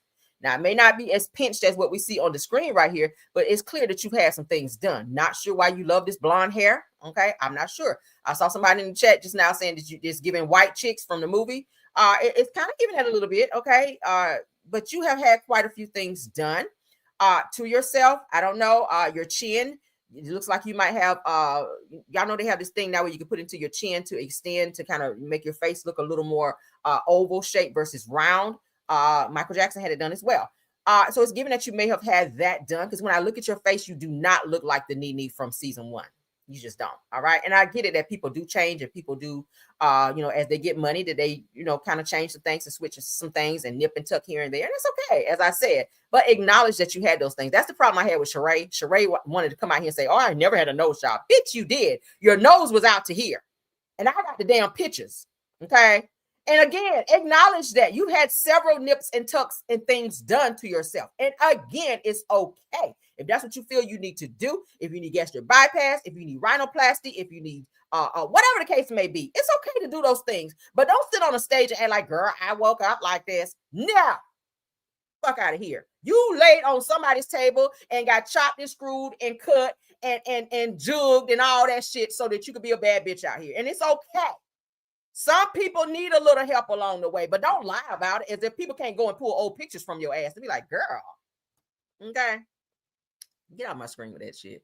Nene, I still like you, but you full of shit just a little, about that much, girl. Hold up. Yeah, about that much. You really are, girl. Okay, get over it. If Greg came back to life right now, he would know the fuck you were. He'll walk right past you, not even knowing you, girl. I'm gonna say it again, girl. If Greg Leakes woke up from the dead, if the Lord came back and resurrected his people, girl, Greg Leakes will walk past you today, girl, because he will not know you. You done had your face all the way redone. You Lil Kim Jr. sitting up there on the stage. Talking about you ain't had that done. Girl, get out of here. Lil Kim, Biggie would not know you either, Lil Kim. He will walk past you. Okay. He would not know you, girl. All right, so moving right along. He's talking about she about Sheree broke. And y'all better go check out my video on that too. So let's get on this, because an old video is circling with resurfacing rather with Carlos out here trying to say he ain't trying to be responding to nobody that only got a certain amount of views. Now I kind of understand that. But Carlos, you don't respond anyway. All right. You don't like to be called out. And when somebody do call you out, you like to do that stupid ass laugh to try to deflect. Okay. But I said that a while back. I said, I'm not about to be sitting on my platform after I sat here and grown my platform to be where it is. I'm approaching 20K. Like, bitch, I'm not sitting here and arguing nobody under 1,000 subscribers, under 500 subscribers. That's a waste of time for me. And not that I feel like I'm better than anyone. I just feel like I put the work in to be where I am. And we have a lot of up and coming people who will be trying to pick fights and little things with people to get other bloggers' attention so that they can be on some bullshit. Yeah, no, not over here. I don't acknowledge it. I'm not recognizing it. None of you can send me 1,000 emails. You can do 1,000 things. And when I get ready to clap back, I will tear your fucking wig off. But at the end of the day and in between time, you get nothing. You get no love from me in my Faith Evans voice. You just don't. You have people that do that. So in this, Carlos is saying that he ain't trying to be hearing nothing that nobody that's got under the views that he has to respond to them. So let's get into it and you guys tell me what y'all think. I kind of agree, but I don't. Once again, people just want attention. I'm not, baby, I've gotten talked about by people who have 10 million followers. So if you think for 1 second I'm gonna respond to anybody with 300, you crazy, child. God bless you, and keep it going, and come see me when you're on the show or doing what you're doing for the next 15 years. Well, I'm gonna say this once again. People just want attention. I'm not, baby. I've gotten talked about by people who have 10 million followers. So if you think for 1 second I'm gonna respond to anybody with 300, you crazy, child. God bless you, and keep it going, and come see me when you're on the show or doing what you're doing for the next 15 years. Well, okay, so you got to have like maybe 10,000 subscribers and above in order for Carlos to even respond to you if you call him out. That's what it's giving. I kind of get it because you do work to, like I said, build your platform, and you do have some like bottom feeders that will come in and try to like ride your back in terms of creating fake beef in order to try to maybe check you or try to maybe do a video to get your attention, to maybe gain followers or a few ha-has here and there. Yeah, I'm not interested. Okay, I'm busy. And even when I'm not busy, I'm busy when it comes to that shit. All right. I don't have time for that. But so shout out to Carlos, I guess. Yeah. All right, moving right along. All right, so let's get into what Porsha had to say about this situation going on. This just dropped 7 hours ago, according to Real Housewives of Atlanta fan page. Let's get into it about this lien situation on the house and all of that, child. Let's get into it because y'all know Simon is still taking her through it. Simon is taking her through it. So y'all know this is her house. Okay, this is her home that she just put on the market for 1.7 mil. All right. So down here is the house that she's staying in that she and Simon stayed in. Okay, it's a beautiful home. Beautiful home. She's trying to be able to purchase this home as well. 7 million. I don't know why you need that much debt, Porsha. It's given that you're trying to keep up with the Joneses, girl, and you just really should downgrade. Like in Atlanta, let me be honest with you, in Atlanta, because I know a little bit about real estate. In Atlanta, about a $2 million home is a lot of house. Ask Candy.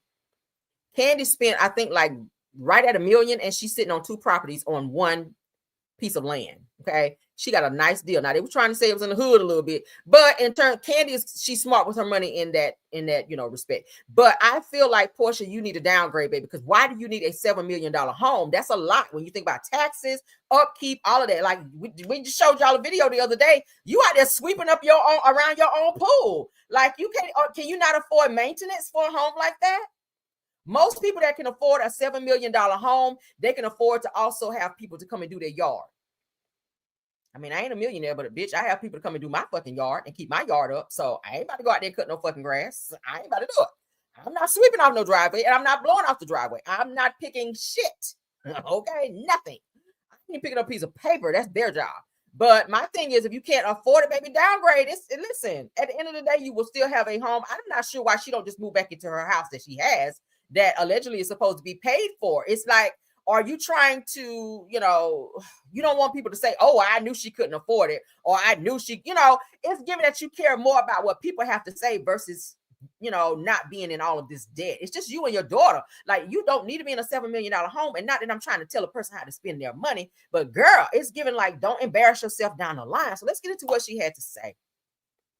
Now, she did a little statement about what people have to say about her and her finances in this situation with Simon. So she says, I can feel the lien pressing down heavier than the walls on my Georgia home. Says $205,884.25. Every digit is a wound. A cold reminder that Simon's divorce battle still haunt me, even here in what should be my safe space. This is what Porsha has to say.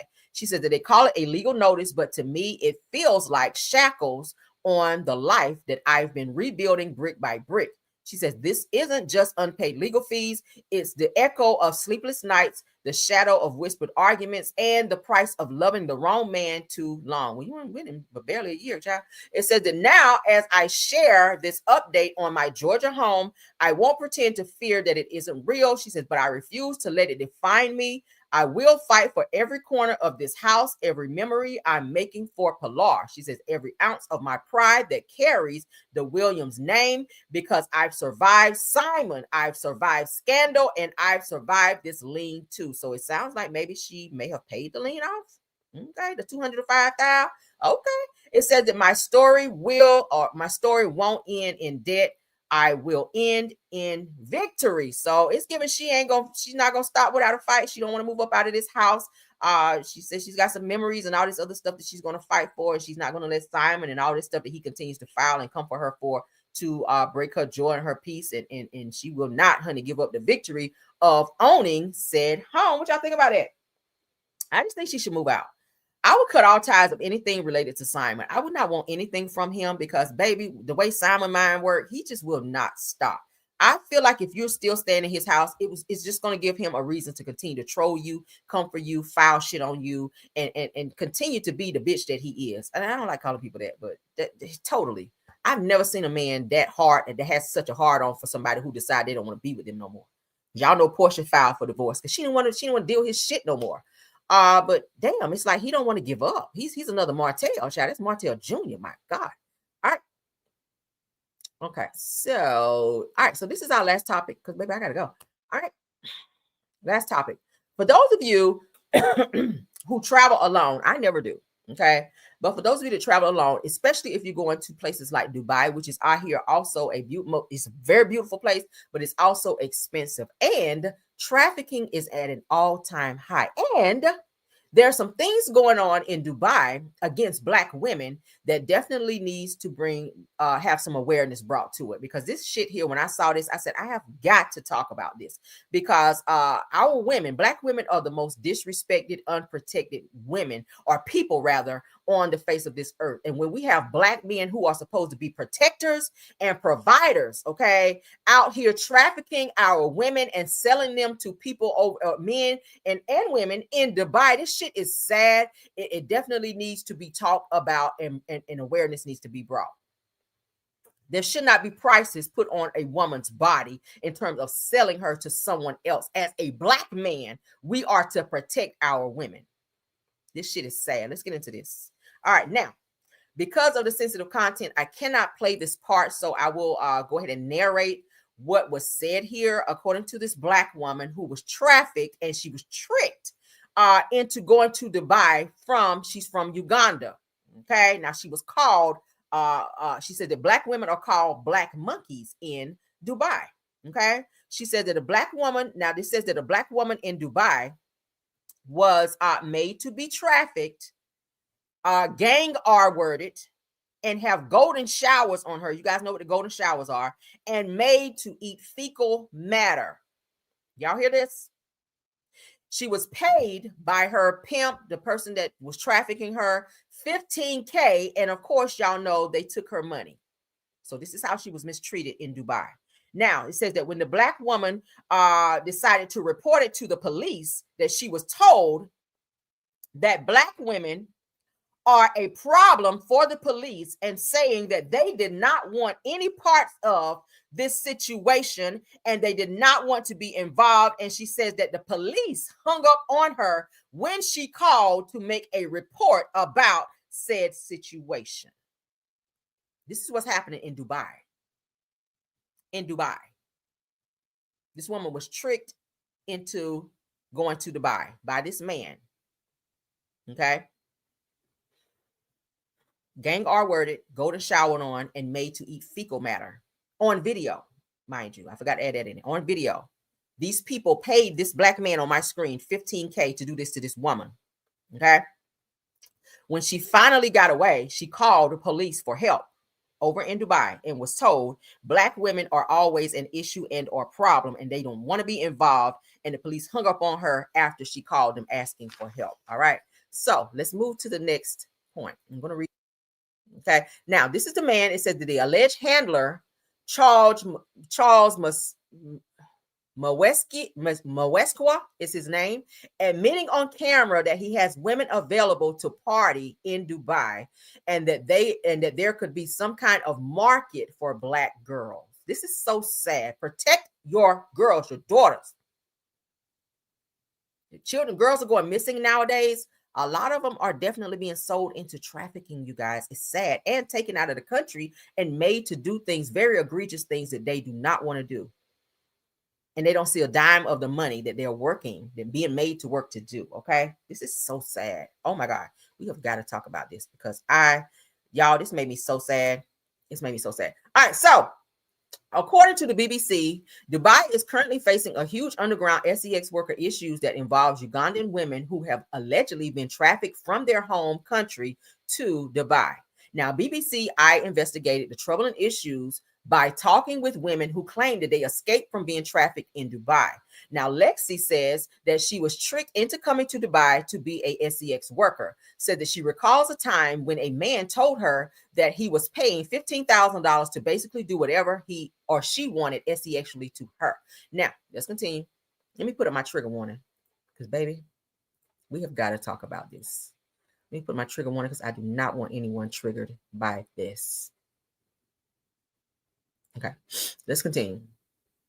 All right. Now, there was a client who said that we pay you $15,000 Arab Emirates dirham, okay, to gang R-word you, go to showers on your face, assault you, and add another $5,000 for you being recorded eating fecal matter. It said that every time I said that I wouldn't want to do that, it seemed to get them more interested. She said that they want somebody who is going to cry and scream and run. She says, and that somebody in their eyes should be a Black person. This is so sad how they degrade our people, women to be exact.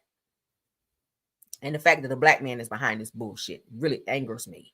Now, said Alexi claims that she tried to get help from the police, but their racial bias stopped them from looking into it. She says, luckily, she was able to escape back to Uganda, where she now works to help women escape the SEX ring. Now, says during BBEI's investigation, they went undercover to speak with the alleged handler, Charles Muswangwa, I think that's his name, about potentially hiring women for a party. Now, in the clip, Charles was seemingly glowing, talking about allegedly selling the women who were open-minded about doing anything sexual. He says, this is what he says, we've got like 25 girls. He says that many are open-minded, that they can do pretty much everything. Says when asked about Dubai porta potty, he replied, he says that I've told you they are open-minded. Says when I say open-minded, I will send you the craziest that I have. Said despite the BBC's reporting that Charles denied any allegations that he ran a prostitution ring, saying that these are all false allegations. He says that I told you that I am just a party person who invites big spenders on my tables, hence making many girls flock to my table. He goes on to say that makes me know many, many girls, and that's it. So they're saying prayers up for these women who are being tricked into coming to Dubai for a better life, but being tricked into being trafficked by this man for wealthy men and their crazy sexual fetishes. Okay, very disgusting. So let's get into this because they actually have him on video admitting and propositioning this situation. Let's get into it. This is so sad.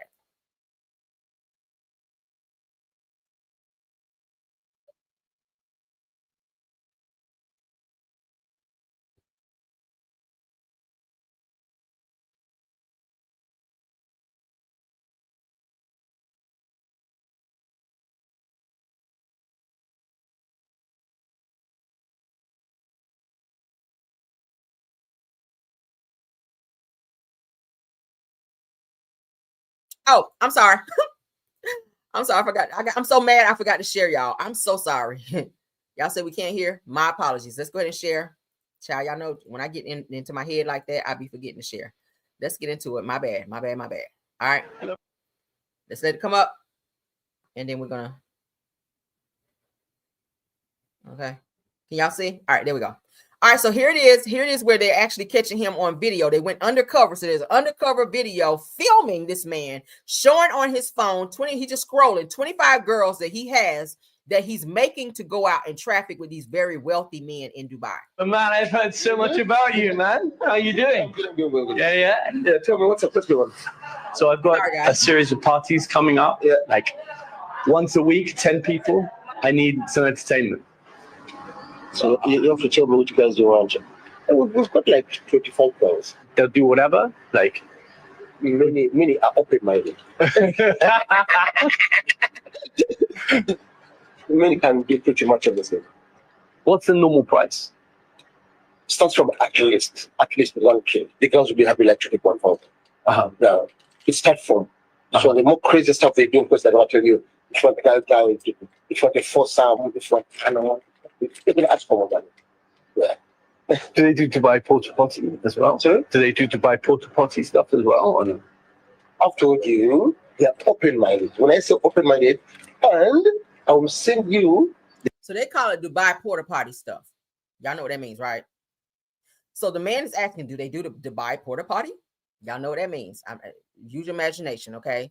So he said, hey, it depends if that's what you want. The craziest I have. It really. And man, I've heard so much about really enjoy it. So they caught him on video. They caught his ass on video setting up these situations. That was fine. Yeah? Okay. Should I take your number and I give you a call back? Where are you from? I'm West London. What's the name? I was a bus driver in the UK. No. Oh, in East London. Bus driver. His driving license confirms that he is indeed Charles Mwesigwa. Yeah, how did you go from being a bus driver to working here? I do phone business. I do mobile phones. Uh-huh. So every month I'm in London to pick up mobile phones. So look at I look at clubs. I look at pretty much options like that. Of black girls. Yeah. So there could be some kind of market for black girls. Really. This is a sick world. Do you hear me? So the motherfucker he went from a bus driver to then saying he's in London every week. So he hangs out at different night spots looking for girls. And y'all know most of the time when they look for these girls, they're looking for girls who really didn't have a father in their life or really don't have a very stable home foundation or family foundation or people that really care about them. Troubled kids, troubled youth maybe. And these girls get snatched up into being in this trafficking ring that this man is running. He just sat there and scrolled on his phone showing, like, according to him, 25 women that he's using in Dubai because he can make more money in Dubai. They're willing to pay more money, which is why he keeps going there. But he didn't even know he was being recorded by undercover people, the BBC rather, undercovers exposing him for what he's doing to these black girls. This is very sad, okay? Women, talk to your daughters. And we talk about this all the time. Women, talk to your daughters. That they do not be out here feeling like they have to do this and sell their bodies in order to survive. This is dangerous. It's scary. And the things that they make these girls do for $1, and then this man takes their money. So they don't really get the money. They don't really get the money. So imagine being told you're going to be paid $15,000. You don't see a dime of it, but the egregious things that you're made to do by this person right here. Oh my God. And then to call the police and you're thinking that, hey, I'm going to get some help. Let me call the police. I finally got away from this crazy monster. Now let me call the police and report it. And the police tell you on the phone, you black girls are such a problem. Like, we don't want no parts of this, and hang up on you. Oh my God. Like, what do you do in a situation like that? If you can't call the police and go to the police who is taking a vow to protect and serve, and they're not doing either one, and just leaving you out there like scared, because you don't know if this person is going to come looking for you. Oh my God, y'all. All right, so one more thing I want to look at, because y'all know Dubai, they say, has some very, very weird rules and regulations and laws. Let's look at it right quick, okay? Let's look at it. Because, baby, I said, what? When I found this out. Let's look at this. Some of the crazy laws. That's why I said, baby, never can I go to Dubai. I cannot go to Dubai because they don't think that women have a voice over there, I hear. Okay. So let's get into some of the craziest laws that they have in Dubai. You guys are gonna be like, what? Yes. All right. So shout out to Discover Walks Blogs. So that's where I saw it. Okay. So 20 of the craziest laws that you will find in Dubai. Y'all ready? PDA. Public displays of affection are not allowed in public. So, you know, if you and your man, y'all walking and y'all just, you know, taking in the sights, the vibe, all of that, and he want to lean over and give you like a little kiss or whatever, you could get woo, woo, woo. The police pull up on you and be like, put your hands behind your back. Because of public displays of affection. Y'all see that? So that's not allowed. Public displays of affection is not allowed. It's frowned upon. Holding hands. Y'all hear that? So public displays of affection like kissing, embracing, holding hands are frowned upon due to the conservative nature of the culture. Y'all hear that? So infringers may face fines or perhaps jail time if violators are caught kissing or engaging in more dangerous behavior. When they are apprehended, will determine the nationality and the severity of the punishment. Y'all hear that? In Dubai. We ain't going to no damn Dubai. All right. Now, number 2 says it's illegal to drink or possess alcohol in public places. Okay, now that's a lot of places here in the U.S. You're not supposed to be walking around with open containers. So yeah. So we'll skip over that because that's All right. So the next one is swearing or using offensive language in public is prohibited. Okay. So you stub your toe while you out. Okay, or you fall and hurt your knee. Damn, you could be going to jail in Dubai. You should respect the culture in the UAE because it is a conservative country. All right. It says that Dubai, Saudi Arabia, and the United Emirates, which is called the UAE, using curse words or profanity is illegal. So the use of vulgar or insulting language online and in other forms of communication is strictly prohibited in Dubai.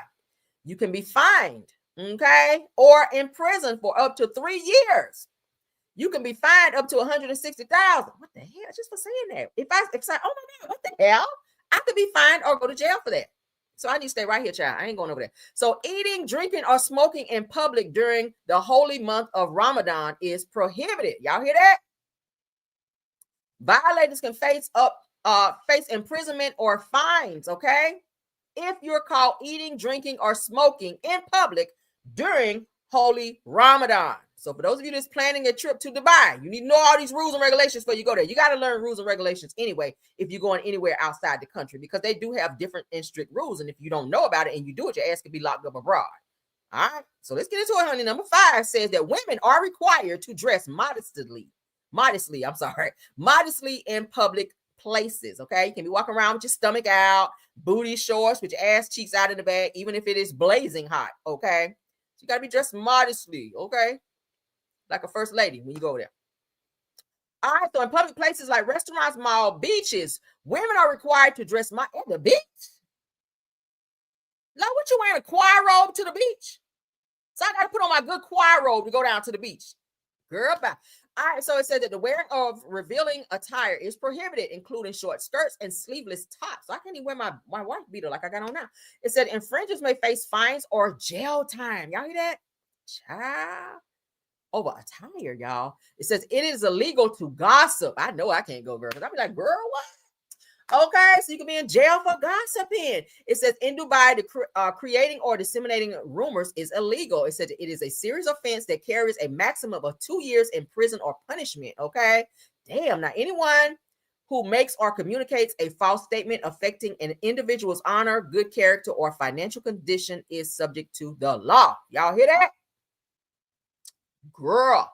Number 7 says taking photos of individuals without their consent is illegal. So y'all know over here in the U.S., child, people quick to whip out their phones if there's a fight, if there's an argument, whatever the case may be. Okay, if a person is invading your privacy, a lot of people will, just so that they can have video or picture, just for the sake of maybe if they're going to call the police or just to have some type of evidence. If you take someone's picture without their consent in Dubai, that shit is illegal, and you will probably jail time. Let's see. Let's scroll. Okay. Taking pictures of people without their consent is prohibited.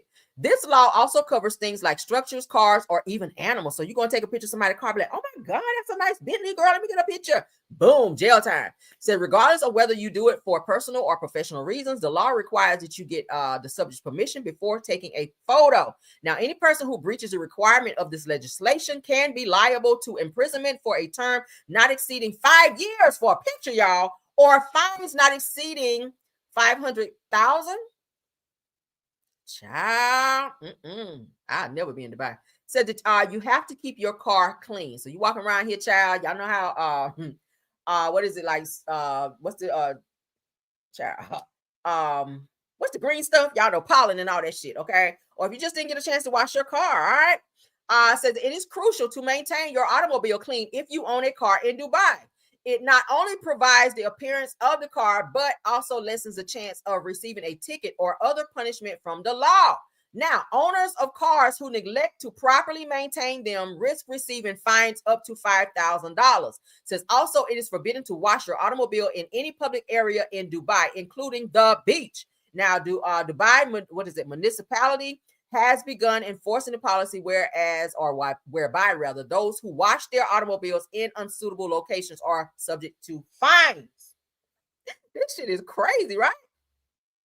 Fundraising is illegal in Dubai. Yeah, child, fundraisers. So you can't do fundraisers. You can get up to 250,000 to 500,000 if you are caught doing that, and you are subject to jail time as well if you're caught doing fundraisers. Oh my God. All right, so moving along, number 10 says the use of poppy seeds is prohibited. Okay, child, really? So that they are also used to prepare a variety of sweets, including cakes and muffins. Because poppy seeds are addictive when consumed, they are not allowed to be used in cooking in the UAE. All right, so they can't have it. If you are caught doing that, you do face, it says here, harsh punishments, including such as jail sentencing for poppy seeds. Oh my God, y'all. All right, number 11. Eating or drinking on public transport is illegal in Dubai. Okay? You catching the train and you eat. So it says that the fine for breaking this law is about $27. Damn. So it says that although the law was created to deter littering, I'm talking about jittering, littering, the police have repeatedly utilized it unlawfully. Y'all hear this? So it says that drivers who are caught eating while operating a car. So if you're eating and driving, you can get a $136 fine in Dubai. If you're in Dubai, say you stop to go get lunch somewhere and you can't wait till you get home. You say, oh my God, let me eat some of these fries and let me bite this burger right quick. If you're caught doing so, you can face a fine of $136. Moreover, check this out. Spitting or chewing gum in public may be punishable with a fine or jail sentence. So you chewing some gum and you spit it out because you're done with it, jail. I ain't never going to Dubai. It is illegal to flush the toilet after 10 p.m. That's it. It is against the law to flush the toilet after 10 o'clock in Dubai. Now, according to the city's website, this regulation was put into place to reduce flooding and water waste so that residents may enjoy a peaceful night's sleep. It says that this law is prevalent around the world. However, it is less prevalent in Western cities than it is in Asian ones. So you can't flush the toilet. So say a person like me, I get up at 3 o'clock in the morning because I'm steady drinking throughout the night. I keep water by my bed. So obviously you got to get up and tinkle. So if you tinkle, you just got to leave it in there. Or if you got to take a number 2, you just got to leave it in there until like 7 a.m. or something. So if you flush the toilet after 10, you can be fined for that. That's crazy. In Dubai. Lord God. Number 13, is illegal to live with someone that you are not married to. All right. Now, biblically, I want to say that word. That is also a rule in the Bible that you should not do that. Okay. But they obviously in Dubai, they definitely hold you to that. So you go over there with your boyfriend, your girlfriend, and you're not married and y'all living together. Girl, that could be a fine or jail time. Let's see. All right. Living together with someone you are not married to is prohibited in Dubai. Although the law might appear quite simple, it is actually more intricate than that. It says that you can't just move into a house or apartment with a partner of the same sex. It says that if you're single and looking for somewhere to stay for a while, then it's actually against the law for anyone to rent an apartment for you unless they are your parents or siblings. Damn. It is illegal to check someone's phone without their consent in Dubai. All right. It says if detected, you risk receiving a punishment of up to $10,000, which is $2,700. Okay. So $2,700. Say you take somebody's phone to go look in their text messages, you can be fined $2,700 in Dubai. Y'all hear that?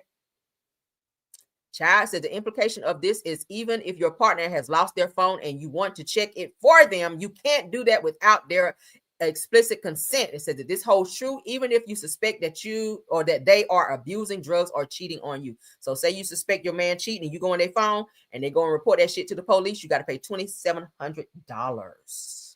Number 15, taking photos of road accident scenes is illegal. A lot of us do that. I've done it. If I go somewhere it's a bad accident, I'll take a picture. But it says there it's illegal. Okay. You are not allowed to demand photos of any traffic accidents that you witness while traveling due to the ban on photographing military structures, courts, and palaces. Okay, you could be fined. What is it? Oh, you could be put in danger of being deported if you're not from there. Okay, for doing so. And it is strictly forbidden to do so. So you'll be fined. Look like you'll get a fine for doing so. It is illegal to feed the pigeons and other wild birds. Okay, in Dubai. Okay, it's called unsanitary conditions. If caught feeding birds, you may face a fine for doing so. Chewing gum in public transportation is also prohibited. So you can't even chew gum, let alone eat. Okay. You cannot chew gum on public transportation in Dubai. If doing so, you will face a penalty, according to them. Dancing in public is not allowed without a permit.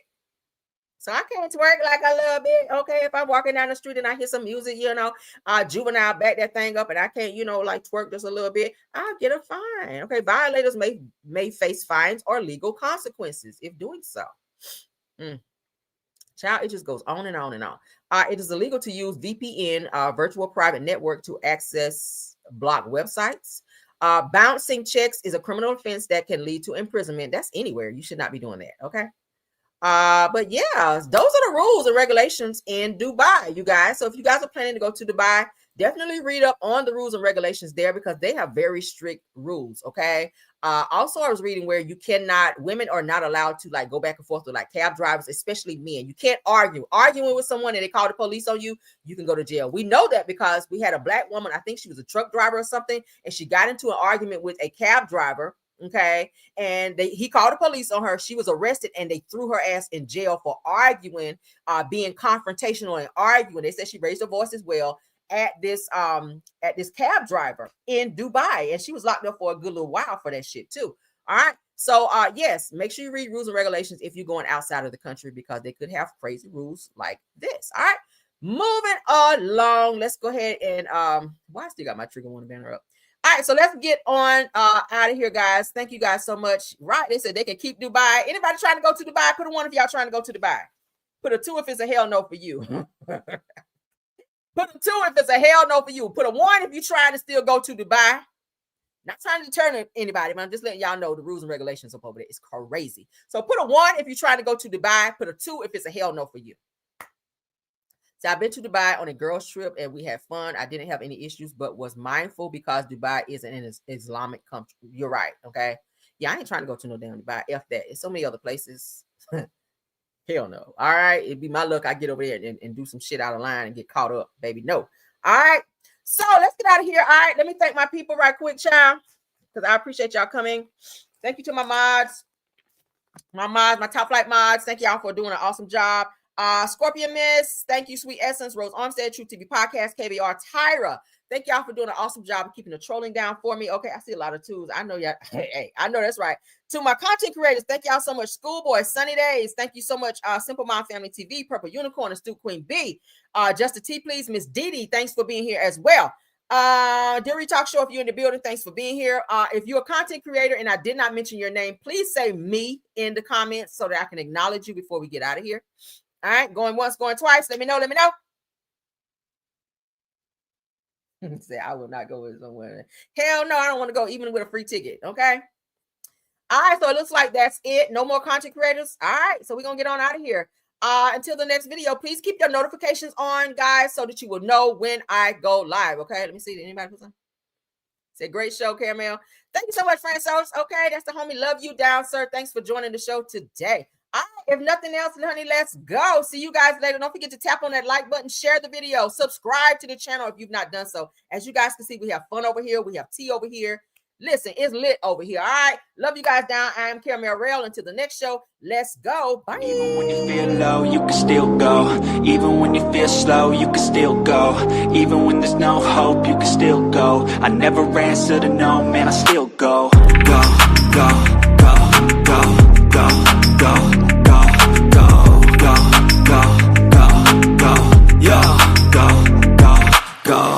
Hustle hard, hustle every single day. I'll be making moves till I'm buried in my grave. To the system, I don't wanna be a slave. I've been doing shit my way, or the highway. And in the driveway is a nice range. Cause I grind through the climb, I invite pain. You'll never hear me, bitch, nah, I don't complain. Just gotta flip the switch and you can go and obtain anything you want, anything you need. Your mind's got the key ingredient, it's belief.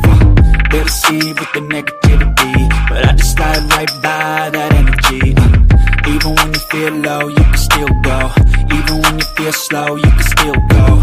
Even when there's no hope, you can still go. I never answer to no, man, I still go. Go, go, go, go, go, go, go, go, go, go, go, go, go, go, go, go, go, go, go.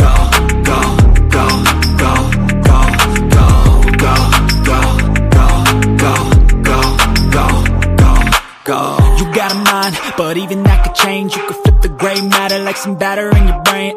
That's why I say, fake it till you make it A. And if you play that game, then you just might make a change. Rearrange all the bad to okay. Take the worst thoughts saying, turn them to a game. Take the best thoughts saying, put them on display. On repeat in your brain till you're feeling no more pain. Never slow yourself down, you can do some more. Push past all the pain and you'll find a door. Open it up and finally explore everything that you thought you could never do before. And even when you feel low, you can still go. Even when you feel slow, you can still go.